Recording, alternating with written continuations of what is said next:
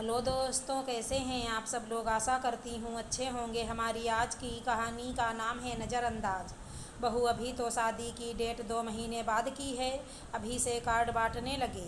शिवानी की बुआ के घर से आया शादी का कार्ड देखते हुए सासू माँ माया जी बोली, वो मम्मी जी, सभी रिश्तेदारों में सबसे दूर मैं ही हूँ, तो इसलिए बुआ जी ने मंदिर में रखने के बाद सबसे पहले मुझे ही कार्ड कुरियर किया है।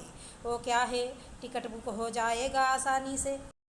कभी कभी तत्काल में टिकट नहीं मिलती ना। शिवानी ने कहा, तो तुम जा रही हो इस शादी में? क्या मतलब मम्मी जी? शिवानी, मेरा मतलब ये है कि ऐसे दूर के रिश्तेदार में कौन जाता है भला। ऐसे कार्ड्स तो बहुत आते रहते हैं। तुम खुद समझदार हो, आयुष की पढ़ाई का नुकसान होगा। ऐसे ही नहीं बच्चे कामयाब हो जाते हैं। बहुत त्याग करना पड़ता है बच्चों का भविष्य संवारने में। मम्मी जी, मेरे बुआ की बेटी की शादी है, वो बहन है मेरी, कोई दूर की रिश्तेदार नहीं। और मैं मानती हूँ कि बच्चों का भविष्य संवारने में बहुत त्याग करना पड़ता है, पर साथ साथ रिश्तों को भी समेटना और संवारना पड़ता है।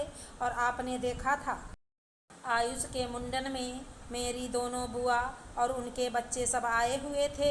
ऐसे ही तो निभती है रिश्तेदारी, एक दूसरे घर आना जाना पड़ता है। अगर वो भी हमें दूर का रिश्तेदार समझते तो मेरे घर ना आते। शिवानी ने कहा, तुम जानो तुम्हारा काम जाने। अरे ऐसे ही नहीं, आज शशांक अपनी ज़िंदगी में सक्सेस है। मैं कहीं नहीं आती जाती थी, ना किसी की शादी ना ब्याह में। नाते रिश्तेदारी छोड़ दी मैंने बच्चों का भविष्य संवारने में। माया जी ने इठलाते हुए कहा, ओह, तभी मैं कहूँ मम्मी जी, आयुष के मुंडन में आपके मायके वाले और बुआ सास मौसी सास के घर वाले क्यों नहीं आए थे? एक हाथ से ताली नहीं बजती मम्मी जी। आप उनके घर नहीं जाती, उनसे रिश्ता नहीं जोड़ती, इसीलिए वो भी आपके घर नहीं आते जाते। रिश्ते दोनों तरफ से बराबर निभाए जाएं तभी निभते हैं। ये क्या बहसबाजी कर रही हो माँ से? तुम्हारे पास माँ से ज़्यादा अनुभव है क्या?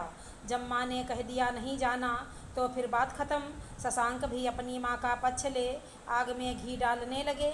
शिवानी चुप हो गई। लगभग 20 दिन ही बीते थे कि एक दिन आयुष को गोद में खिलाती हुई माया जी आयुष से कह रही थी, आयुष बेटा, हम लोग इसी संडे को मोहनी बुआ शिवानी की नंद के घर जाएंगे। तुम्हारी मनीषा दीदी का बर्थडे है, वहाँ दीदी के साथ खूब धमाल करना। वहाँ आयुष क्यों जाएगा मम्मी जी? ऐसे दूर के रिश्ते में आयुष का जाना ज़रूरी नहीं, और वैसे भी आयुष की पढ़ाई का नुकसान हो जाएगा। ये क्या बकवास है बहू, दिमाग सही है तुम्हारा? मनीषा आयुष के बुआ की बेटी है, इस तरह सगी बहन हुई मनीषा आयुष की। और मामा बुआ का रिश्ता ही तो खास होता है, क्यों नहीं जाएगा वो? और वैसे भी अभी आयुष पीजी में है, तो 1-2 दिन स्कूल ना जाने से कोई नुकसान नहीं होगा। माया जी चिढ़कर बोली, क्यों मम्मी जी, जब बात अपने पर आई तब आप कह रही हैं मामा और बुआ का रिश्ता ही खास होता है। मेरी भी तो बुआ की ही बेटी की शादी है, फिर तो उन्हें आप लोग दूर का रिश्तेदार बता रहे हैं।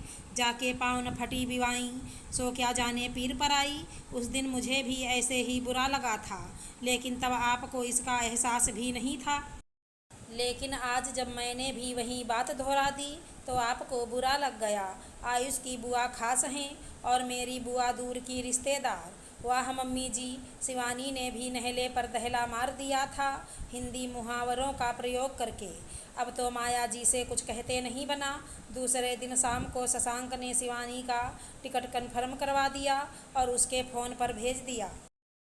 और शशांक ने शिवानी को बताया कि माँ ने तुम्हें जाने की इजाज़त दे दी है, लेकिन उसके पहले हमें मनीषा के बर्थडे में शामिल होने जाना है। मैं तैयार हूँ। मैंने दीदी के घर जाने से कम मना किया।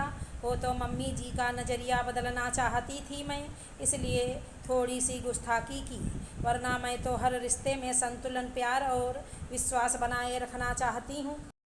मैं हर रिश्ते को लेकर चलना जानती हूँ, चाहे रिश्ता ससुराल का हो या मायके का। और ये जो मम्मी जी कहती हैं दूर के रिश्तेदार, दरअसल कोई भी रिश्ता दूर का तभी बनता है जब उन्हें नज़रअंदाज किया जाता है, उनसे मिलना जुलना छोड़ दिया जाता है, चाहे वो कितना भी करीबी क्यों ना हो।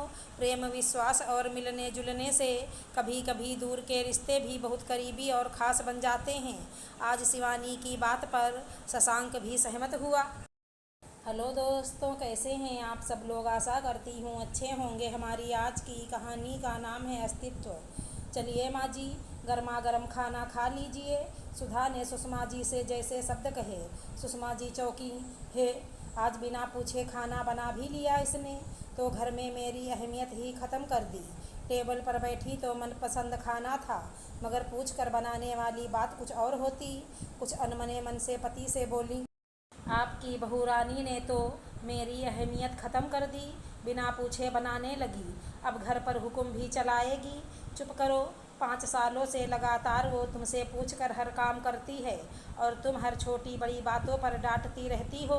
कुछ काम खुद से भी कर सकती है, अब तक नहीं सीखी, कब से सिखा रही हो, और आज बहू ने बिना पूछे बना लिया तो परेशान क्यों हो रही हो? सोने दो मुझे, कहकर करवट बदल कर सो गए। वहीं सुषमा जी अब भी वहीं सोच रही थीं कि बहू उसका घर से अस्तित्व मिटा रही है। ऐसे सोचते सोचते झपकी लगी तो वो भी सो गईं।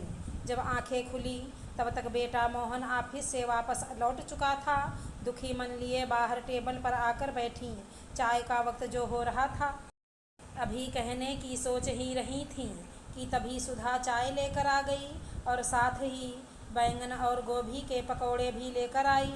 बैंगन और गोभी के पकौड़े सुषमा जी के फेवरेट हैं, मगर फिर वहीं पूछकर बनते तो स्वाद और बढ़ता। मगर बिना पूछे लगता है मेरे राज करने के दिन लद गए। कितने अरमानों से बहू को सब कुछ सिखाया, और वहीं बहू आज उसे दरकिनार करने पर तुली है। आंखों में आंसू लिए मन मसोस रही थी कि सुधा एक गिफ्ट नुमा पैकेट लेकर आई और सुषमा जी को देकर पैर छूते हुए बोली, आशीर्वाद दीजिए मम्मी जी। आशीर्वाद? मेरी अहमियत ख़त्म करके खुद का सिक्का जमाने में लगी है और दिखावे को आशीर्वाद? मन में कुढ़ते हुए सुषमा जी सोच रही थीं, ये किस लिए? आज ना तो मदर्स डे, ना मेरा जन्मदिन और ना ही कोई त्यौहार। सुषमा जी गुस्से में बोली, सुधा मम्मी जी, ये तो एक गुरु के श्री चरणों में एक शिष्य का प्यार और सम्मान है। मम्मी जी, पिछले 5 सालों से आपके छत्र छाया में घर बाहर के खाने पीने और रहन सहन के गुरु मंत्र सीख रही हूँ। कोशिश करती रही कि सब कुछ सीख लूँ, मगर कुछ ना कुछ भूल ही जाती थी और आपसे पूछने चली आती थी। ये बोल रहे थे, एक दिन माँ की पसंद नापसंद का खाना बनाओ, बिना पूछे उनके सभी काम करो, बिल्कुल एक परीक्षा की भांति, और फिर माँ यानी अपनी गुरु से परिणाम मतलब रिजल्ट लो। देखो तुम उनकी परीक्षा में पास होती हो या फेल। वैसे मैं आपको बता दूं, आपके दिए निर्देश मेरे जीवन में एक वो कुंजी का काम करते हैं जो किसी भी ताले को खोल सकती हैं, तो मैं आपसे पूछे बिना कोई काम नहीं करना चाहती। सुषमा जी अब तक सब समझ चुकी थीं। आंसू पोंछते हुए बोली, सुधा तुम बहू नहीं बेटी हो मेरी, और बेटियां हमेशा माँ की परछाई होती हैं। और परछाई भला कैसे फैल हो सकती हैं?